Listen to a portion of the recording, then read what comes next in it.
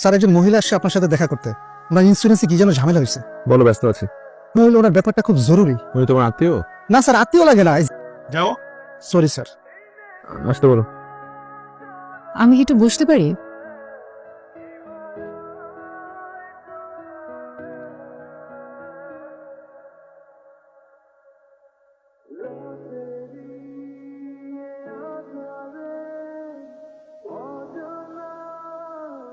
হ্যাঁ, আমি অধরা। আমার চশমা, আপনি কি চোখে দেখেন না নাকি? সরি, আমি আসলে ফোনটা নিয়ে অনেক বিজি ছিলাম। আপনাদের জেনারেশনের মানুষদের এই একটা প্রবলেম আসছে।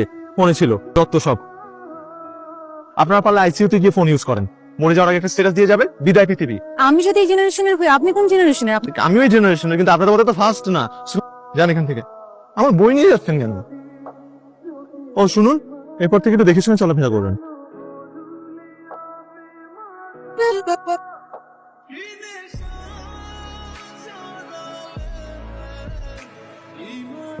এই না তোর কপি। কিছু তো কিছু তো হয়েছে।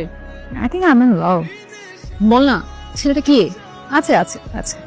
আচ্ছা, তুই কখনো কোনো মেয়ের সাথে ধাক্কা খেয়েছিস? ধাক্কা খাইছি, মায়া খুব বাজেভাবে ছেক দিছে। সেটাই ছিল আমার জীবনের সবচেয়ে বড় ধাক্কা। ফিজিক্যালি ধাক্কা খাইছিস? আমি বাসে উঠছিলাম, ওরা একটা বুড়া বিড়ে এমন ধাক্কা দিছে, কে ভাই আপনি আমার এটি জিগে দিয়েছেন। আজকে আমি এক মেয়ের সাথে ধাক্কা খাইছি। ওই দেখিস না ভাই তার কি চাকরি কর না ভাই। চশমা, ফোন, দুটো ভেঙে একজন একজনের দিকে রোমান্টিক ভাবে তাকাইছিলাম। রে বাপ ভাই, তারপর কি ছিল? তোর এখানে নায়িকা আমাকে ধরছে। গেছেন মেয়ের সাথে যখন আবার দেখা হবে ওই দিন বুঝবো। কি ভালো? এক্সকিউজ মি, এটা এদিকে আসবেন। চলো ঠিক। উঠে বলে কত খাওয়া শেষেন। তাহলে তুই বসে বসে খা, আমি গেলাম। আপনি কি আমাকে দেখে চলে যাচ্ছিলেন? আসলে প্রতি মাসে ভাই আমাকে একদিন ট্রিট দেয়। বাহ, কিন্তু প্রতি মাসে একদিন কেন? বাকি দিনগুলোতে কি হয়? মাসে টিউশনি করে যেই স্যালারি পায়, যেদিন স্যালারি পায় ওই দিন আমাকে খাওয়ায়, আর বাকি 29 দিন আমি ভাইয়াকে খাওয়াই। খুশি কথা বলছিস? এই জিনিসটা নষ্ট করে দে। আমি আসলে সরি। It's okay. কেন? কারণ আমার কারণে তো আপনার ফোন, চশমা দুটো ভেঙে গেছে। আপনি যদি কিছু মনে না করেন তাহলে কি আমরা বাইরে অন্য কোথাও গিয়ে বসে একটু কথা বলতে পারি না? আপনি এটা প্রশ্ন করতে পারি? আমি জানি আপনি কি প্রশ্ন করবেন। আমি হচ্ছে ইমরান, মাত্র এমবিএ পাস করেছি, ঢাকায় থাকি, ব্যাচেলার, 5টা টিউশনি করাই। টেকনিক্যালি আমি এখনো বেকার। করতে চেয়েছিলাম সেই প্রশ্নের উত্তর আপনার এতগুলা কথার মধ্যে নেই। আমি আসলে বলতে যাচ্ছিলাম যে আপনি কি এনগেজড? হ্যাঁ, আমি আপনার সাথে এঙ্গেজ। মানে এই মুহূর্তে আমি আপনার সাথে কথা বলা এঙ্গেজ। আপনি কি কোনো গার্লফ্রেন্ড আছে কিনা? না, আমার কোনো গার্লফ্রেন্ড নেই। টিউশনি ফাঁকি বই পড়ারই সময় পাই না। বোকা মেয়ে এই দুনিয়াতে নেই যে আমার মতো একটা বেকার ছেলের সাথে প্রেম করে আচ্ছা, আপনি নাম্বারটা দেওয়া যাবে? যাবে। তো আরো 2বার সাক্ষাতের পর। আচ্ছা ঠিক আছে, আমি আমার নাম্বারটা আপনাকে দিচ্ছি। আপনি ব্যাংকে চাকরি করেন? স্যার একটা ফুল নেবেন ম্যাডাম? না রে, লাগবে না। আই দাঁড়াও দাঁড়াও, সেই যারা ফুল ভালোবাসে না তাদের মধ্যে মায়া মম কিছুই নেই।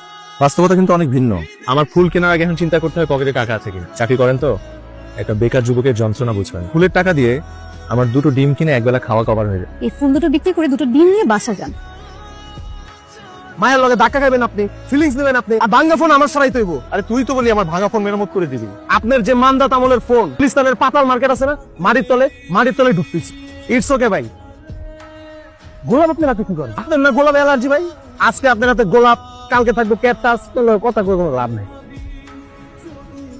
আচ্ছা, আপনি না ব্যাংকে চাকরি করেন, তাহলে তো সময় পান কি করে? আপনি আগে আমাকে বসতে বলেন, তারপর। Sorry please have a seat.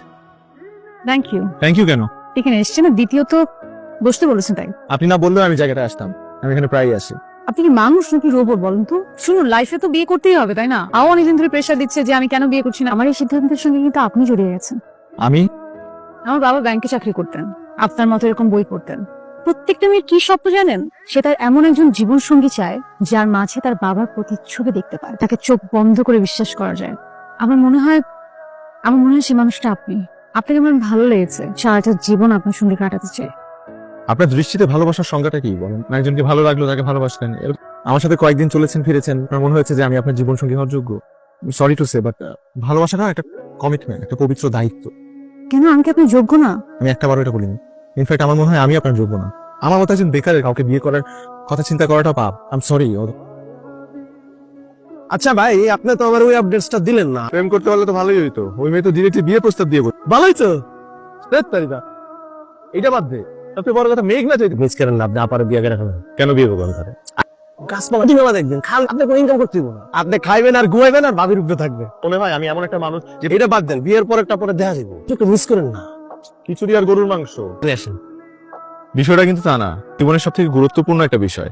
আপনি আর আমি রাজি থাকলে তো হবে না যে আপনি একটা বেকার ছেলেকে বিয়ে করেছেন, তখন তারা সহজভাবে আমার মার আমার প্রতি পূর্ণ আস্থা আছে, আর আমার বোন তো আপনার সব কথা জানে। একটা মানুষ তো সারা জীবন বেকার থাকে না। বুঝেছি আপনি নাচুর বান্দা, কিন্তু যতদিন না পর্যন্ত আমার কিছু হচ্ছে ততদিন পর্যন্ত কিন্তু আমার এই অগোছালো জীবনটাই মেনে নিতে হবে। রাজি, প্রতিদিন 1 কাপ করে চা খাওয়াতে হবে, নিজের হাতে কবিতা গুনে আমাকে শোনাতে হবে। আমি চাই বিয়ের পর প্রেম করব। মানে আজকেই টিকিট কাটলাম, আজকেই flight. We are newly married couple.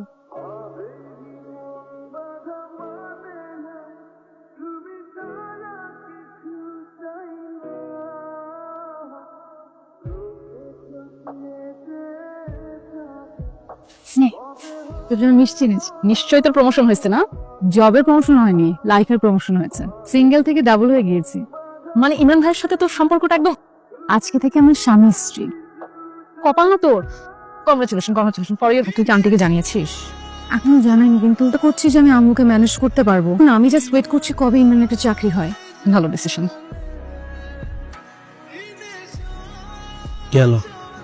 গেল মানে? এটা কোনো আপনি কাম করলেন ভাই? দিনে দুপুরে একটা মেয়ে মানুষ নিয়ে বাসায় চলে আসছে। ও আমার সদ্য বিয়ে করা বউ। খাও। এটা কোনো কাম করলেন? একটা বারবার কথা চিন্তা করলেন না? নিশ্চয়ই আমি খাইতাম না। আপনার লোক আমার এই ব্যাপারে পরে বুঝা পড়া হইব। ভাত খাই চল। চলো তবে আকাশ হই, মেঘের সাথে লুকোচুরি খেলবো, ঢেউে ঢেউে কথা বলবো। চলো তবে কুয়াশা হই, শিশির হয়ে আসছে তুই। Good morning. তুমি এত সকালে এখানে? আসতেই তো পারি, কারণ এটা আমারও বাসা না। তুই একটা ফোন দিয়ে আসতে। নেক্সট ফ্রাইডেতে তোমরা কেউ কোনো রান্না করবে না, আমি নিজ হাতে রান্না করে নিয়ে আসবো। আচ্ছা, আমার অফিসে দেরি যাচ্ছে, আমি এখন উঠি। ভাবি চাটা খাই যান। সাবধানে যেন। বাই।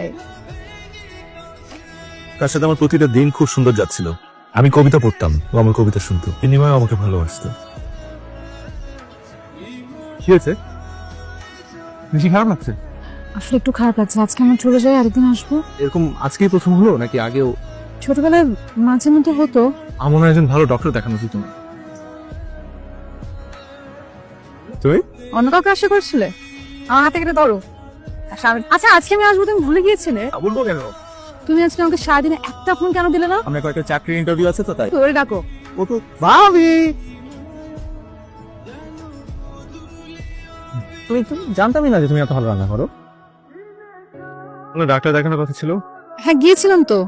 বললো যে 3 দিন পর আবার যেতে, কিছু আমার অফিসের কাজের জন্য মানে ঢাকার বাড়ি যেতে হচ্ছে। আমাদের ওই কয়েকদিন দেখা হবে না। না না, সমস্যা নেই তো, ভালোই হলো, ঠিক আছে। তোমার সঙ্গে কতদিন দেখা হবে না চিন্তা করে কেমন জানি লাগছে। তুমি নিজে টেক কেয়ার করো। হ্যাঁ,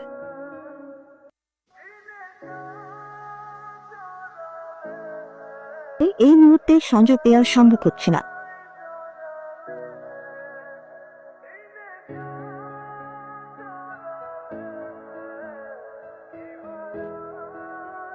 Board of Directors এর সিদ্ধান্ত মোতাবেক আমরা আপনাকে সিলেক্ট করেছি। So you will join with us and enjoy the job. Thank you. কেন করলে আমার সাথে এরকম? আমার অপরাধটা কি ছিল? গত 5টা বছর তোমাকে কোথায় খুঁজে, আর এত বছর পর আমি আজকে জানতে পারলাম যে তুমি ভালো আছো, ইউ আর ম্যারিড, তোমার ছেলেও আছে। অধুনার যখন 10-12 বছর বয়স, তখন থেকে ওর মাথা ব্যথার সমস্যা। ও হলো আমার ছোট মেয়ে অপসরা, জি? 2 চমচ বোন। আমাদের বাচ্চার ক্ষতি করে আমি কিছু করতে পারবো না। মাকে কি করে বুঝাবো? আমার বেঁচে যাওয়ার নিশ্চয়তা কিন্তু নেই। আমার যদি কিছু হয়ে যায়, তুই তো অন্তত আমার বাচ্চাটাকে দেখে রাখবি। আপু চাচ্ছিল আপনি ভালো থাকেন। নানু, ওরা